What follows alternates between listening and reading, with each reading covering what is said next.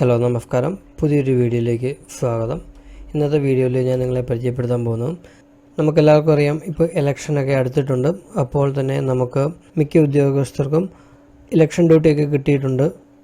Election duty കിട്ടിയ എല്ലാ ഉദ്യോഗസ്ഥരും അവരവരുടെ ഡീറ്റെയിൽസ് അപ്ഡേറ്റ് ചെയ്യുകയും ഫോട്ടോസ് അപ്ലോഡ് ചെയ്ത് കയറ്റുകയും വേണം. അത് എങ്ങനെയാണ് എന്നുള്ളതാണ് ഞാൻ ഈ വീഡിയോയിലൂടെ കാണിക്കാൻ പോകുന്നത്.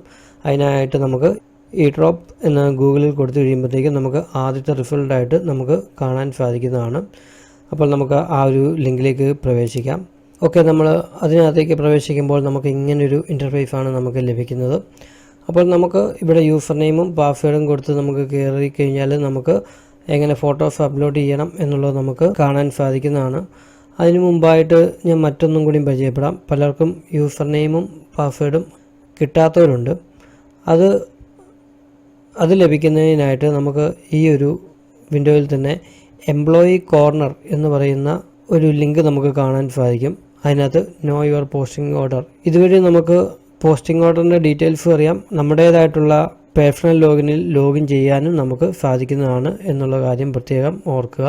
നമുക്ക് മൊബൈലിൽ കയറുകയാണ് എങ്കിൽ തന്നെ നമുക്ക് ഇങ്ങനെയൊരു ഇൻ്റർഫേസാണ് നമുക്ക് ലഭിക്കുന്നത്. ആദ്യമേ യൂസർ നെയിം, പാസ്വേഡ്, അതിന് താഴോട്ട് വരുമ്പോഴത്തേക്കായിരിക്കും നമുക്ക് എംപ്ലോയി കോർണർ എന്ന് പറയുന്ന ലിങ്ക് നമുക്ക് കാണാൻ സാധിക്കുന്നത് എന്നുള്ള കാര്യം കൂടി ഞാനിവിടെ ഓർമ്മിപ്പിക്കുകയാണ്. അപ്പോൾ നമ്മൾ ഡെസ്ക്ടോപ്പിൽ കയറുമ്പോഴത്തേക്കും ഈ ഒരു നോ യുവർ പോസ്റ്റിംഗ് ഓർഡർ എന്ന് പറയുന്ന ആ ഒരു ലിങ്കിൽ ക്ലിക്ക് ചെയ്യുക.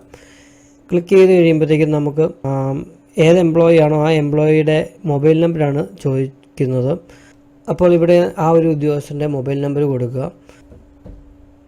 മൊബൈൽ നമ്പർ കൊടുത്തതിന് ശേഷം താഴെ കാണുന്ന ക്യാപ്ച ഏതാണെന്നുള്ളത് കൊടുക്കുക. നമുക്ക് ആ ക്യാപ്ചയിൽ എന്തെങ്കിലും സംശയമുണ്ട് എങ്കിൽ നമുക്ക് റിന്യൂ എന്ന് പറഞ്ഞ് കൊടുക്കാവുന്നതാണ്. അപ്പോൾ ക്യാപ്ച ഓട്ടോമാറ്റിക്കായിട്ട് മാറി മറ്റൊന്ന് വരുന്നതായിരിക്കും. ഇനിയിപ്പോൾ നമ്മൾ മൊബൈൽ നമ്പർ കൊടുത്തതിന് ശേഷം സബ്മിറ്റ് എന്ന് പറയുന്ന ലിങ്കിൽ ക്ലിക്ക് ചെയ്യുക. അപ്പോൾ ഒരു നോട്ടിഫിക്കേഷനായിട്ട് വെരിഫൈ മൊബൈൽ നമ്പർ എന്ന് പറയുന്ന ഒരു ലിങ്കും കൂടി നമുക്ക് തരുന്നതായിരിക്കും. എംപ്ലോയി രജിസ്റ്റർ ചെയ്ത നമ്പറാണെങ്കിൽ മാത്രമേ ഇങ്ങനെ ഒരു OTP സർവീസ് ലഭിക്കുകയുള്ളൂ.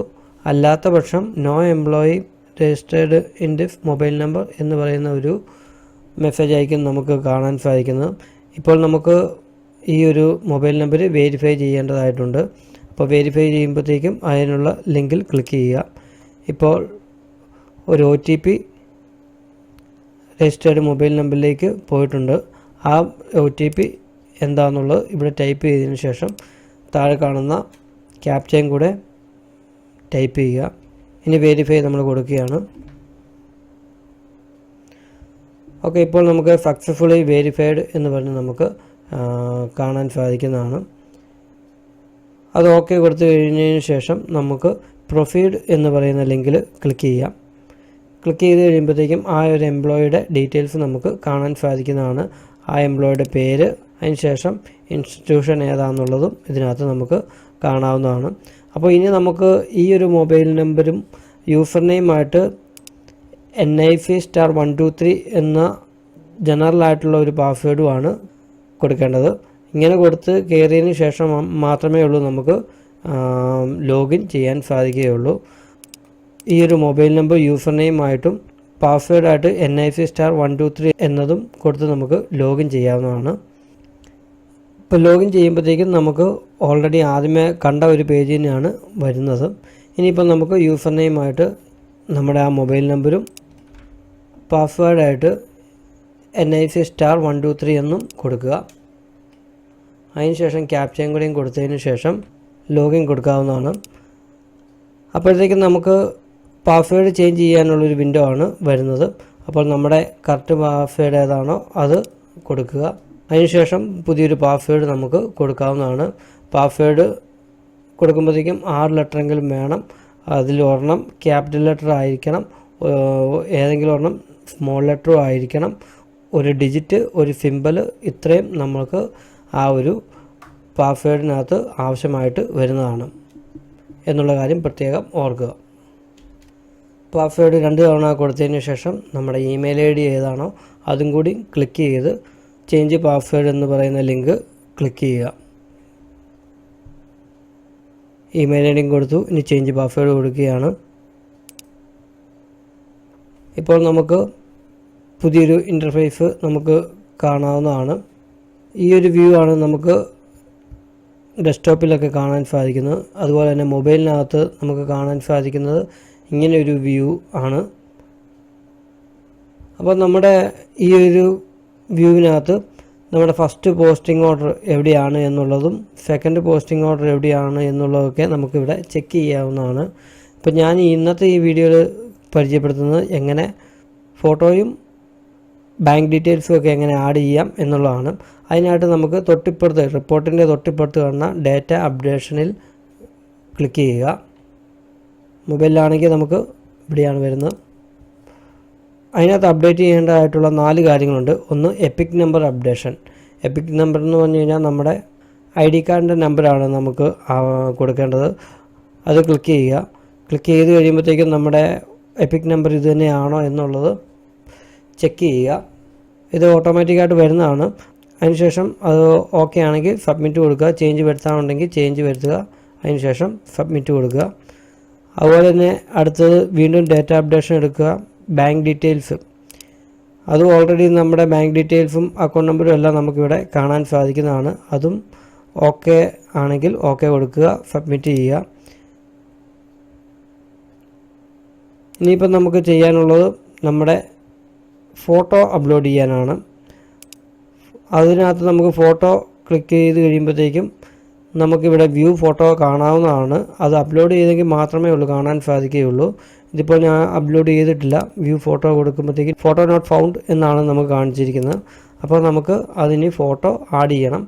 മൊബൈലിനകത്താകുമ്പം ഇങ്ങനെ നമുക്ക് അടുത്ത് എല്ലാം കാണാവുന്നതാണ് ഫോട്ടോ വ്യൂ. അതിന് തൊട്ടിപ്പുറത്ത് മെനു എന്ന് പറയുന്ന ഒരു ലിങ്ക് ഉണ്ട്. അതിൽ ക്ലിക്ക് ചെയ്യുക. മെനു ക്ലിക്ക് ചെയ്ത് കഴിയുമ്പോഴത്തേക്കും നമുക്ക് ഉദ്യോഗസ്ഥൻ്റെ പേരും അതോടൊപ്പം അപ്ലോഡ് ഫോട്ടോ എന്ന് പറയുന്ന ഒരു ലിങ്ക് നമുക്ക് താഴെ കാണാവുന്നതാണ്.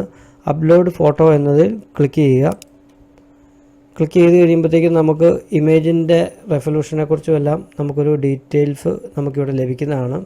JPG, JPEG, PNG എന്നുള്ള ഫോർമാറ്റിലായിരിക്കണം. 100 KB അതിൽ താഴെയോ ആയിരിക്കണം അതിൻ്റെ സൈസ്. അങ്ങനെയുള്ള ഡീറ്റെയിൽസ് എല്ലാം നമുക്കിവിടെ കാണാവുന്നതാണ്.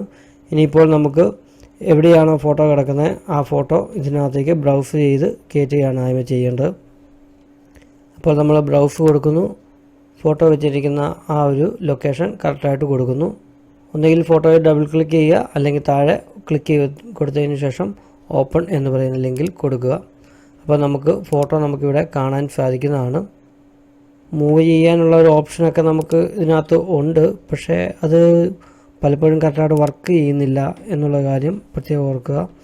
അതിനുശേഷം നമുക്ക് അപ്ലോഡ് എന്ന് പറയുന്ന ലിങ്കിൽ ക്ലിക്ക് ചെയ്യുക. ഇപ്പോൾ നമ്മുടെ ഫോട്ടോസ് അപ്ലോഡ് ആയിട്ടുണ്ട്. നമുക്ക് വേണമെങ്കിൽ വ്യൂ ഫോട്ടോ നോക്കാം. ഒരു വിരൂപ രീതിയിലാണ് നമുക്കിവിടെ കാണാൻ സാധിക്കുന്നത്. എന്തായാലും ഫോട്ടോയും നമ്മൾ അപ്ലോഡ് ചെയ്തിട്ടുണ്ട്. ക്ലോസ് ചെയ്യുന്നു.